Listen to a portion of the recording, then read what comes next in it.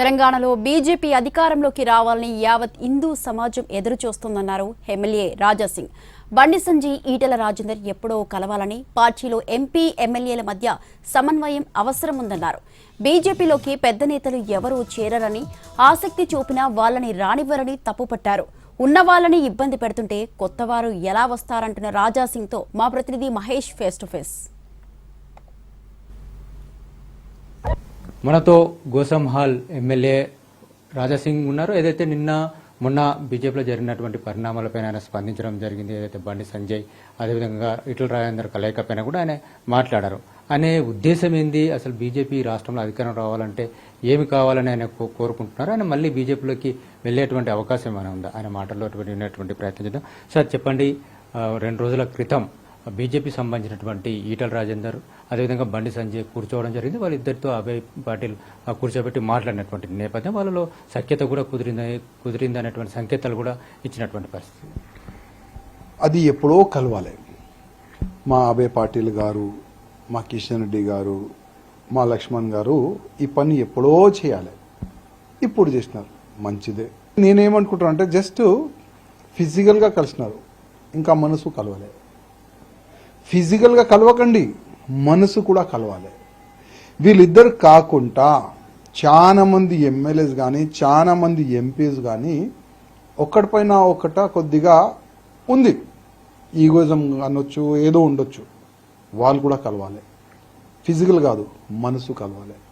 అది కాకుండా బూత్లో ఉన్న కార్యకర్త నుంచి సీనియర్ వరకు ప్రతి ఒక్క వ్యక్తికి కలవాలి.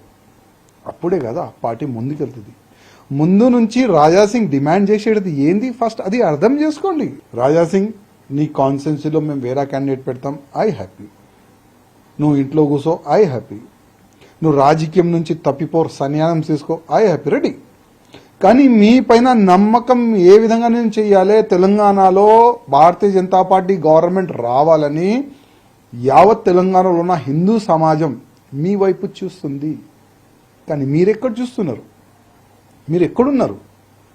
అదే ఒకటిపైన ఒకటి కౌంటర్ చేయాలి, కామెంట్ చేయాలి, కొట్లాడుకోవాలి. ప్రజల్లో ఏం మెసేజ్ పోతుంది? అరే బీజేపీలో ఉన్న పెద్ద నాయకులు ఒక్కటి లేదురా భయ్, వీళ్ళపైన ఏం నమ్మకం పెట్టుకొని మనం ఓటేద్దాం, వీళ్ళపైన నమ్మకం పెట్టుకొని వీళ్ళు గవర్నమెంట్ ఎందుకు తీసుకొని రావాలని ఆ విధంగా మెసేజ్ చాలా పోయింది. గతంలో కలిసినారు, మంచిదే. ఇంకా ప్రతి ఒక్క వ్యక్తిని కల్పించే బాధ్యత భారతీయ జనతా పార్టీలో ఉన్న చాలా మంది సీనియర్ ప్రతి ఒక్క వ్యక్తికి కల్పించే బాధ్యత వీళ్ళు తీసుకోవాలి. అభయ్ పాటిల్ గారు కానీ ఇంకా పెద్ద నాయకులు తీసుకోవాలి. ఇప్పుడు మున్సిపల్ ఎలక్షన్ ఉన్నది మనకు నవంబర్, డిసెంబర్. ఇప్పుడు ఆల్రెడీ కాంగ్రెస్ చాలా నష్టపోయింది, మొత్తం జీరో అయిపోయింది. ఇప్పుడు మున్సిపల్ ఎన్నికను కానీ ఏదైనా ఎన్నికలు వస్తే కాంగ్రెస్ పైన నమ్మకం ప్రజలు చెయ్యరు, ఓటు కూడా వేయరు. ఆ విధంగా ఒక మూమెంట్ అయితే వచ్చేసింది. ఇప్పుడు 2 పార్టీలు, బీఆర్ఎస్, బీజేపీ. ఆ 2 వైపు జనాలు చూస్తున్నారు. అసలు ఏ పార్టీకి మనం ఓటేసి ఇక్కడ మేరు గెలిపిస్తామని ప్రజలు కూడా అయోమయంలో ఉన్నారు. నా రిక్వెస్ట్ ఏంటంటే మీరు బూత్ స్థాయి నుంచి సీనియర్ వరకు కార్యకర్తల్ని కలవండి, కలిపియండి. ప్రతి ఒక్క డివిజన్లో, ప్రతి ఒక్క జిల్లాలో, ప్రతి ఒక్క నియోజకవర్గంలో, ప్రతి ఒక్క పార్లమెంట్ ఏరియాలో కార్యకర్తల్లో గ్యాప్ చాలా ఉంది. ఎమ్మెల్యేకి కార్యకర్తలకి గ్యాప్ ఉంది, ఎంపీకి ఎమ్మెల్యేకి గ్యాప్ ఉంది, మన ఓటర్స్ మధ్యలో గ్యాప్ ఉంది. అది కల్పియండి. జిహెచ్ఎంసీ ఎన్నికలు రాబోతున్నాయి. ఎట్లా ఉంటుంది రాజాసింగ్ యొక్క పాత్ర, ఏ విధంగా ఉండబోతుంది? గోసమాల్ వరకు పరిమితం అవుతుందా, లేకుంటే వీళ్ళ పార్టీ కనుక టికెట్లు ఇస్తే వాళ్ళని గెలిపించుకునే ప్రయత్నం చేస్తారా? ఇంకేమన్నా వేరే ప్రత్యామ్నాయ మార్గాలు ఏమైనా ఉన్నాయా రాజాసింగ్ దగ్గర? కష్టం అండి, ఎందుకంటే ఇప్పుడు ఇది జూలై, చాలా తక్కువ సమయం. ఈ తక్కువ సమయంలో మీరు ఏం చేయలేరు. నేను ముందే చెప్పిన, వీళ్ళు మారరు, మాకే మారేసేస్తారు వీళ్ళు. అందుకోసం మీరే చూస్తారు ఈ జిహెచ్ఎంసీ ఎన్నికల్లో 3 మేయర్లు అవుతారట. 3 మేయర్లో ఒక్క మేయర్ సీటులో సగం సీటు గెలిచి చూపెట్టండి. మీరు అంటున్నారు మేము 3 సీట్లు గెలుస్తాం, 3 మేయర్ మా అవుతుంది అంటున్నారు కదా. చూసుకోండి మీరే, ఈ రాసి పెట్టుకోండి. ఎన్టీవీ న్యూస్ ఇవాళ నేను చెప్పినది రాసి డౌన్లోడ్ చేసి పెట్టుకోండి. ఒక్క మేయర్ సీట్లో సగం గెలిచినా చాలా పెద్ద మాట. అంటే బీజేపీ కొరకు రాజాసింగ్ ఎందుకు పనిచేయరు? ఒక నిజంగా బీజేపీ గెలవాలని చెప్పేసి అనుకుంటున్నటువంటి రాజాసింగ్ ఇక్కడ మేయర్ సీట్లను గెలిపించేందుకు ఎందుకు ప్రయత్నం చేయరు? పని చెయ్యనియరు.